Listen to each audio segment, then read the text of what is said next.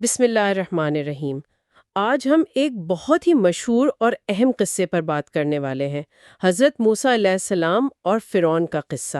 جی بالکل، یہ ایک ایسی کہانی ہے جس میں ہمت، ایمان اور آپ کہہ سکتے ہیں ظلم پر حق کی فتح کی بات ہے۔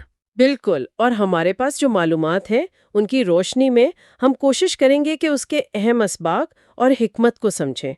یہ صرف ایک تاریخی واقعہ نہیں ہے نا؟ نہیں، بالکل نہیں، یہ اس سے کہیں زیادہ گہرا ہے۔ اس میں اللہ کی منصوبہ بندی، انسان کا بھروسہ، قیادت کے چیلنجز اور تکبر کا انجام، یہ سب موضوعات شامل ہیں۔ خاص طور پہ یہ بات کہ کیسے بظاہر ناممکن حالات میں بھی امید اور ثابت قدمی سے کامیابی مل سکتی ہے۔ صحیح کہا۔ تو آئیے بالکل شروع سے شروع کرتے ہیں۔ وہ وقت جب مصر میں بنی اسرائیل پر بہت ظلم ہو رہا تھا، فرعون کا وہ حکم کہ ہر پیدا ہونے والے لڑکے کو قتل کر دیا جائے۔ جی، وہ بڑا تاریک طور تھا، اور اسی ماحول میں حضرت موسیٰ کی پیدائش ہوئی۔ یہیں سے اللہ کی خاص منصوبہ بندی نظر آتی ہے۔ اچھا، کیسے؟ پر اپنے بچے کو، اپنے جگر کے ٹکڑے کو دریا میں بہا دینا۔ ہاں، یہ سوچ کر بھی عجیب لگتا ہے۔ بالکل، یہ عام انسانی منطق سے تو باہر ہے نا۔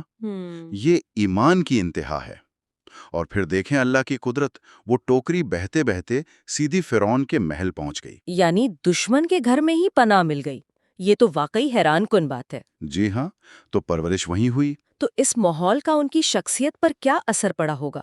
کیا اس بارے میں کچھ اندازہ ہوتا ہے؟ ہاں، کہا جاتا ہے کہ شاہی محل میں پرورش پانے کی وجہ سے انہیں مصری معاشرے کا جو طاقت کا نظام تھا، انتظامیہ اور خود فرعون کا کردار، اسے قریب سے دیکھنے کا موقع ملا۔ اچھا۔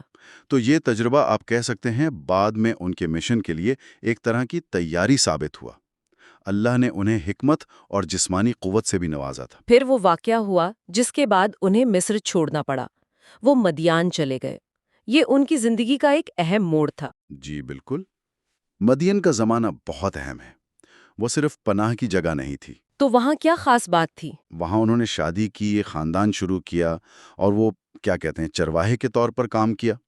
یہ جو زندگی تھی، محل سے بالکل مختلف، صحرا کی خاموشی، سادگی، اس نے انہیں قیادت، صبر اور ذمہ داری سکھائی، اور وہ اللہ کے قریب ہوئے۔ اور پھر مدین میں ہی یا اس کے بعد وہ عظیم لمحہ آیا، کوہ سینا پر اللہ نے ان سے بات کی، نبوت عطا فرمائی۔ جی، اللہ کا کسی انسان سے براہ راست بات کرنا، یہ نبوت کے مقام اور اس کی ذمہ داری کی سنگینی کو ظاہر کرتا ہے۔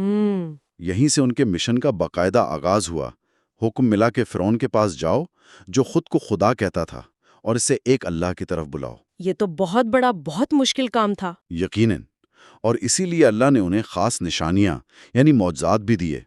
وہ عصا کا سانپ بن جانا، اور ہاتھ کا روشن ہو جانا۔ بالکل، ان معجزات کا مقصد صرف طاقت دکھانا نہیں تھا۔ تو پھر کیا مقصد تھا؟ اس وقت مصر میں جادوگری کا بہت زور تھا، تو یہ معجزات جو جادو سے بالکل الگ تھے، اللہ کی طرف سے تھے، یہ فرعون اور اس کے جادوگروں کے لیے ایک کھلا چیلنج تھا کہ حق کیا ہے۔ لیکن فرعون نے تو پھر بھی انکار کیا، اتنی واضح نشانیوں کے بعد بھی۔